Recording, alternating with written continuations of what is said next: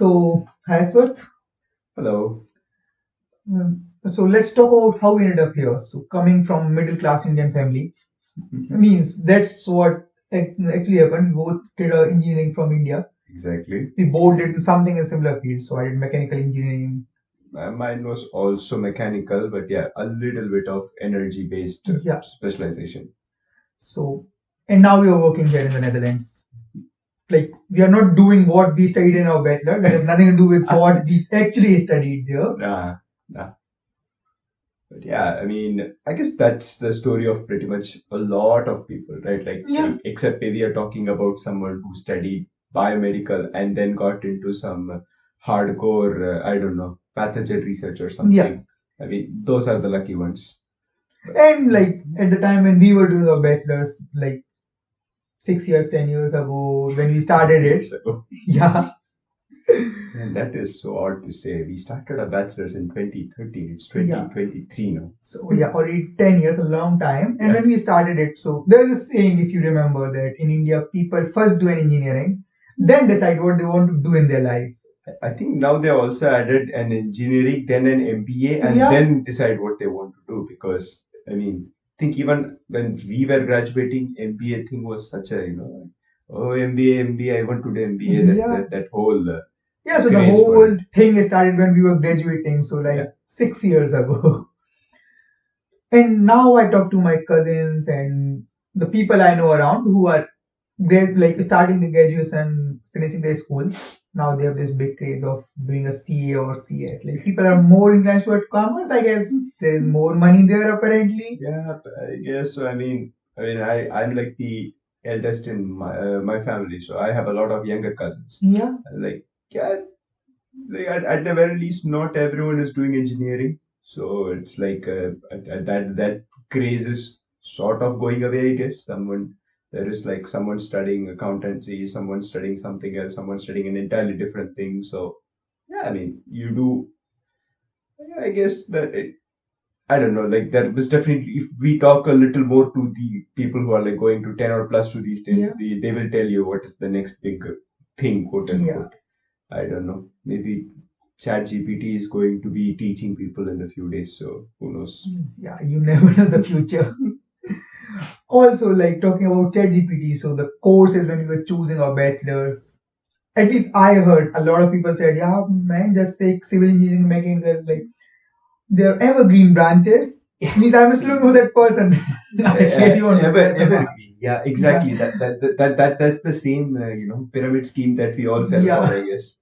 Evergreen scheme. And now it's really funny because I went back to India just like the last month, and the professors who taught me most of the subjects in bachelor's, like I don't know, thermodynamics or related to heat and Yeah. mass transfer and stuff like that, they are teaching Python programming and object oriented programming. Like, what the hell is this? Yeah, tu bhi IT employee ban gaya ab.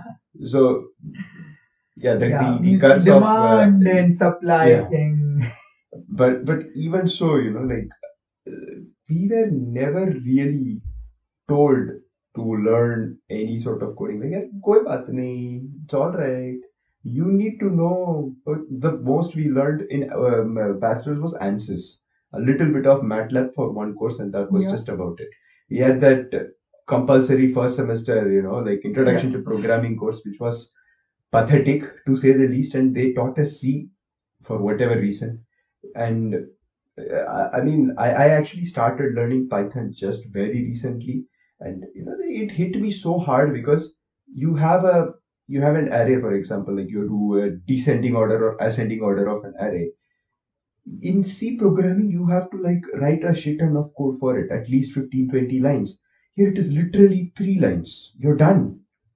Such a beautiful language, and they wanted us to learn C, which, well, we never really used it for anything in our Yeah. lives. I can imagine a computer science person learning it, and they have uses for it. I know that like it is light or whatever. I mean, they have those technical words for it. But yeah, you teach me Python when it is easy at the very So least. I was actually lucky in that field. So yeah, for the beginners, the basic computer science course for our first year, we did learn C++, at least not C, C++.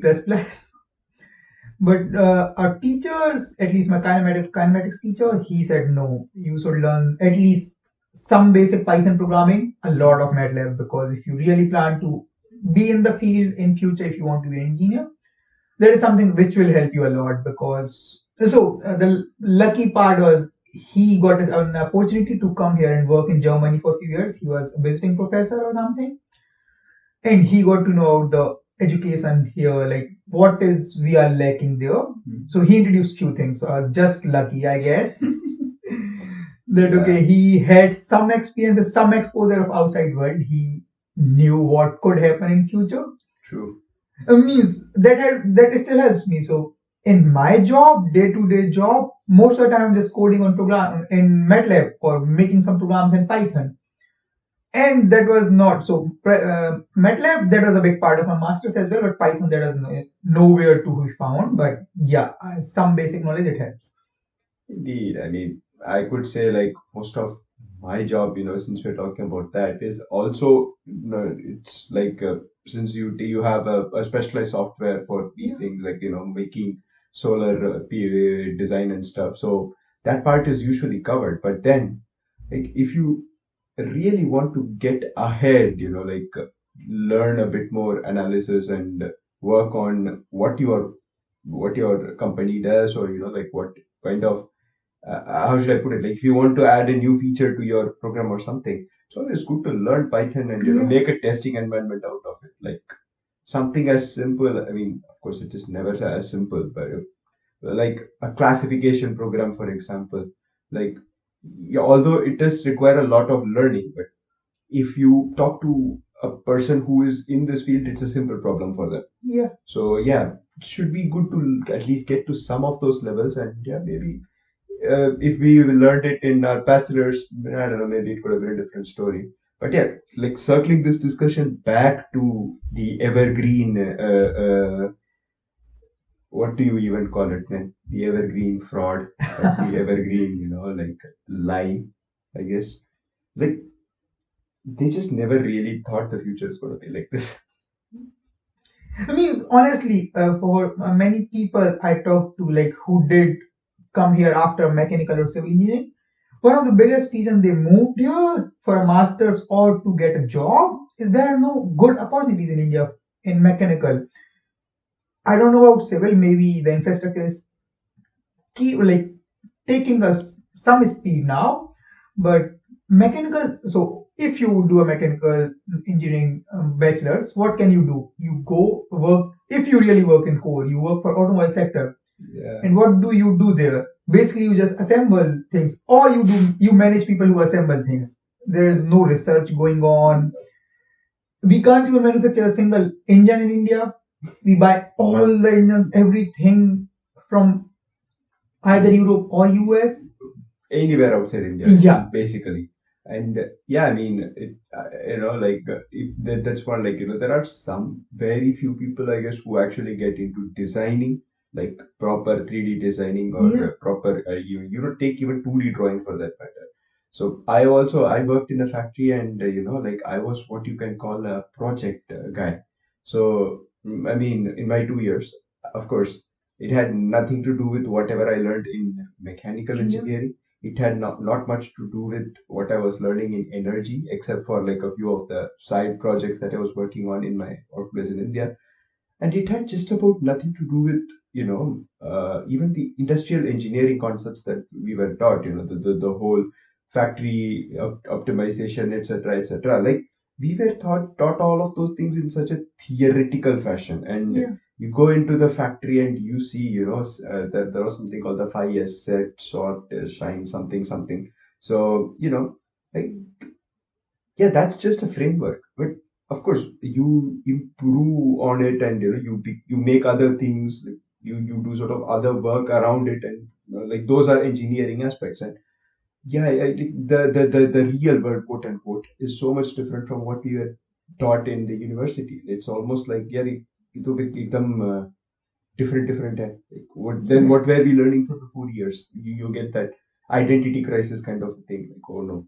I mean, at least they are teaching good programming, like computer science people. That's what I am really happy about. That I see everywhere. I see a lot of computer scientists who did their bachelor's, even a master's in India. They are doing quite well in the world. So They are doing well. I mean, we should never begrudge them that, but yeah. of course, I mean, we were, Okay, so let's not keep the discussion in that line. yeah, Like let's yeah. not. So yeah, The, two people who did mechanical engineering, worked for 2 years in India, I don't know, probably faced a similar kind of yeah. identity crisis. And yeah, Okay, that's so I kind of have a how we question were for meeting you. it. Yeah. Yeah. So what will you suggest for the generation who is doing the bachelor's now, especially in mechanical, or who want to work in sustainable energy or any kind of energy sector? भाई साहब coding सीख लियो. So that is like one thing. I guess you might have heard thousands of times by now from your seniors, from your teachers, from your neighborhood auntie maybe as well that I just learned coding.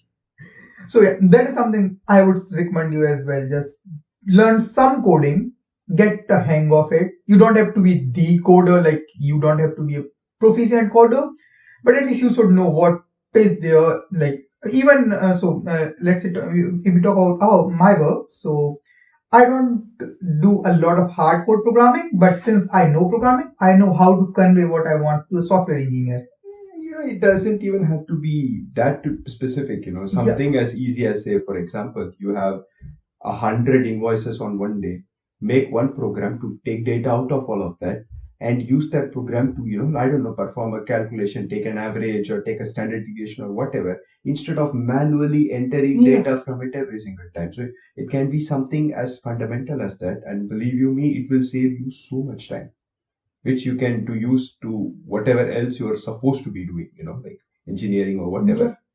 So yeah, I mean, yeah, Yeah, and if you that's are planning to learn any programming, especially MATLAB, learn how to make proper plots. yeah, That'll help you graphs. everywhere. Yeah, Yeah, yeah. I mean, like more than plot, it's more to do with presenting your yeah, information. Like that is a really really important skill to have. Like that's something that I would really appreciate my workplace in India, because despite everything, I was drilled into Excel, like pivot table, presentation, HR, do this chart like this, this chart like that.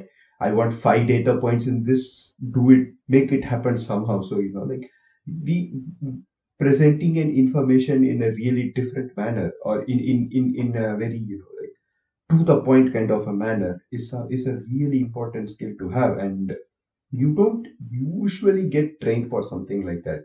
It's more of a real world thing, and you adopt to it as it goes by. And yes, of course, like at the beginning we all struggle with present data presentation, and I'm also talking about PowerPoint presentation here. So if all of that included, yeah, as time goes by, the more we learn it, the more we will get into it. So I guess something like coding and something like presentation are common irrespective of which field you are talking about. But yeah, if you want me to say something specifically about sustainability, the point is, learn, if you are, for example, even a mechanical engineering student, it doesn't matter, learn a little bit of electrical engineering. Like I understand that in the first semester. I mean, I really always try to say quarter, because that's the system we are used to here. Semester seems like a infinite timeline to me now. So you usually in your first semesters you get like an electrical engineering course also. I would suggest learn that a little bit carefully. And yeah, if you do want to learn, I don't know, like get into so sustainable energy hardcore, then plan your path carefully. Like there are so many things you can do here. For example, I wanted to specialize in solar energy a lot, so that's exactly where I am right now. Learned solar energy as my first this option. I also took my master course makes it like you can choose 3 tracks at the same time. So I took solar. Then to complement it, I also took the what is called the power, basically all transmission grid and stuff, and energy storage. So it like kind of becomes like a whole system, top to down kind of system. But yeah, of course, there are people who took economics as their one of their streams instead of say storage, which is also fine. It goes into a certain different aspect of the part, but all of these are like parts of the same total. So you have to be careful to know what you want to choose. And yeah, once you learn that, like I am pretty sure the internet has enough information out there for you to decide what else you need to know or what kind of skills you need. And yeah, I mean that part is, like, and then it is mostly discipline. So I wouldn't say you need to be extremely, talented or anything. You just have to learn. And just a point on that. So, if you're doing a bachelor's right now, so it's kind of your exploration period. Just explore things, explore different subjects, go attend classes, even if you have not registered for, see where your interest lies. Because it is different for everyone. If you can figure that out, then it will help you a lot in future. Even if you want to do a master's, or if you're looking for a perfect job where you are happy to go to office every day, or whatever you want in your life, that will help you a lot. So that is one thing. And I guess that is it for now. And we will keep making videos. If you have some topics in mind, just comment down below. And there is one other topic I was wondering, we can make a video on our experience in job interviews, because you have given a lot in India and here. Mm-hmm. Me too. And how it varied, and what are the things which could help you. And yeah, the next time we should also continue the next part of how we ended up here. Yeah, because Basically, that part is now not we are finished still yet. in Yes. India. So yeah, we have to tell you the story of how we ended Yeah. up in Netherlands after a few housing scams. Yeah. So we have had a share of fun here. Yeah, So exactly. So yeah, we'll keep you guys posted there. yeah, and thanks for listening to whatever we said. Yeah. Have a nice time, everyone. What do they always say? Like, share, Yeah. comment, subscribe. Or whatever, you know. Exactly, the whole Just thing. you know what Games goes on in algorithm, YouTube. guys, Yeah. make us famous.